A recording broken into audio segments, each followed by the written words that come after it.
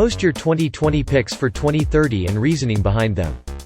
Like the title says, post your picks for 2020 that you will hold till 2030. Let's rewind to December of 2009.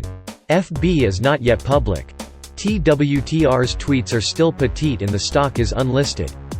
Goog is back at $300 for the first time since its pre-recession peak. AAPL is also nearly back at $30, returning to pre-recession highs. MSFT is also at $30, where it has been stagnant since falling after its monopoly-esque problems. Fast forward to 2019. FB is at $200. TWTR is now listed and at $30, down from its IPO and recent highs near $45. Goog is now at $1,345. AAPL is $280. And MSFT is $151. Hot damn. Had you been holding since 2009, you would have made quite a return on any of these giants. Internet consumption tripled from 50 minutes to 157 minutes from 2009 to 2019. TV dropped from 187 minutes to 163. But this major shift is what is driving the internet boom. So what does this mean for 2030? What stocks should we pick now for 4 to 10x return in 10 years? I think the trend from 2009 to 2019 will continue through to 2029 even if the relative gains of internet consumption decrease. There is still XX time elsewhere to cannibalize, on top of 163 minutes of daily TV time. That internet time consumed by average person has tripled, and that the companies that benefit from this have more than tripled, belies the importance of media consumption and the tech revolution as we look forward to 2029. So to that end, what will still be around in 2029, what will be more consumed, what will be more profitable, and what will people be doing more than today? I think the 107-minute per day gain in media is going to hold over the next 10 years. Internet use. As people have more free time in general due to the proliferation of the gig economy, tech insecurity equals semi-unemployment, gig economy equals media use in off time. Besides increasing media use in general, FB, TWTR, Goog are only going to become more ingrained into society's everyday functioning. I am currently long on FB, and I think TWTR will be the next addition due to its recent drop. TWTR was tracking FB nicely post-2018 correction, and I believe the current price offers an entry target that is substantially undervalued. I see 2020 offering a major boon to both companies as election attention ramps up. TWTR will be a bigger name than ever this cycle as it plays out on the internet versus TV more than any previous cycle, a trend that will only continue in 2024 and 2028. While concerns about FB's reach exist, I do not think they will result in a breakup as long as TWTR survives, as it removes the claims of monopoly. So TWTR's survival is actually also in FB's interest, and as it survives it will only become more ubiquitous now that it is profitable. I think MSFT and AAPL and Goog are probably great bets for 2029 as well, but I love FB and TWTR's potential over the next 10 years and would argue FB in particular could be like AAPL around 2009 in terms of impending growth. TWTR could be more of a Goog. But both offer major return potential. Looking 10 years ahead, what are your picks, why are the above picks wrong, etc.? I also like ADBE, $37 in 2019 to $303 today, Cloudflare aka Net, IPO at $18, waiting to lock up to consider buying but I love it, OHI, Omega Healthcare, $19 in 09 to $42 today with big dividend, and maybe Uber next year. The Trade Desk TTD. Leader in programmatic advertising. Exemplary management. Visionary CEO. Profitable already. Partnered with Amazon, Disney, and all the big Chinese titans. Huge growth story. It would not surprise me if this company is worth $100 billion by 2030. This! MSFT, AMD, NVDA, TSLA. Did you guys think the release of new PlayStation and Xbox will affect the price of AMD? That should be priced in already. All the replies here make me feel terribly unoriginal. TSLA, NVDA, ILMN, TCEHY, DIS. Your 2009 to 2019 summary points out that a few of the best plays for the past decade weren't really even on the map in 2009. I'm keeping my eye out for those in the fields of biotech, AI automation and aerospace. Which stocks are you keeping eye on specifically? I'm watching Edit, Custom CRISPR Therapies, and Allevi 3D Bioprinting for biotech. For AI automation, like self-driving trucking, probably it will be AMZN that ends up leading that, but I'm keeping an eye out for whatever small players they end up buying, not sure who yet. And when SpaceX finally goes public, it will be worth whatever literally astronomical price it IPOs for. I also hope some smaller competitors to SpaceX gain traction in the next few years. WM, very stable growth for the past few years, with little to no volatility. Could be a good long-term investment. Absolutely, there will not be a world without trash or waste. TAL SQR until Monday Enterprise Blockchain Services. MMX, well-run, 88% operating margins last quarter, long runway for growth, bullish on gold price. SHOP, helping bring small businesses online. Capture rate is still low and should triple over the next 5 years. Long growth runway. Good balance sheet. Agree with Shopify. A lot of people look at them as the next big company to challenge Amazon. ATRS, Antares Pharma, Inc. is a drug device company that makes and licenses a painless self-injector, most notably the generic EPI pen. The company has a portfolio of both proprietary and partnered products in various stages of development, as well as partnerships with pharmaceutical companies like Teva, AMAG Pharmaceuticals, AMAG, Pfizer Inc., PFE, etc. Their model is pretty smart. They have a delivery device that is already FDA approved and license it to other pharma companies who pay the cost of clinical trials and getting the drug to market. They get cost plus margin plus royalty, usually high single-digit or low double-digit royalties. GRWG, they're a marijuana company that trades on Nasdaq, but they don't actually sell weed. They're a chain of hydroponic supply stores and sell lights, soil, nutrients, fertilizer and other weed-growing accessories. I think we all know that weed is only going to be legalized in more states in 10 years. It's going to be a big industry, but I think most of the sector is way overhyped. I don't think the money for investors is in the actual weed. Prices are going down because so many people are growing, the money is in supplying the growers, both commercial and home growers. Today, GRGW just bought all of Grow World's assets. NVDA, I think their dominance in AI and autonomous driving will be a very powerful secular growth play.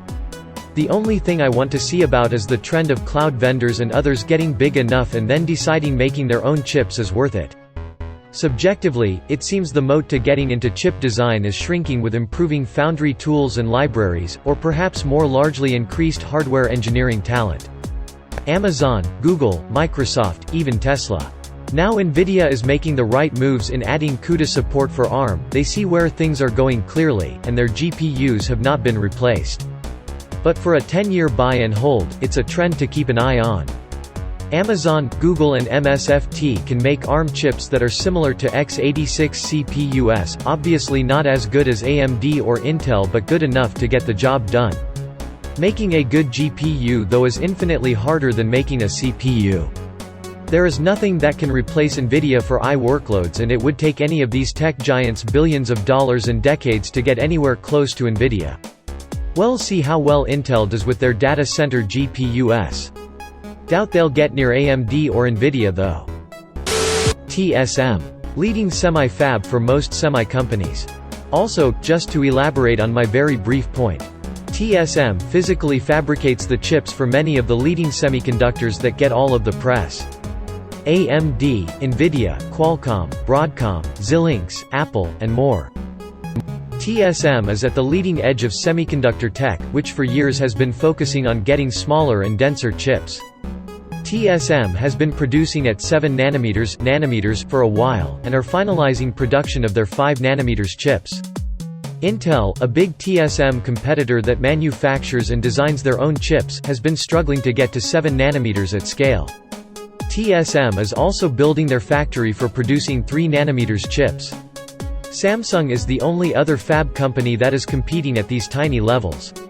They are arguably on pace with TSM but have much less visibility into their operations and have many other ducks in the water.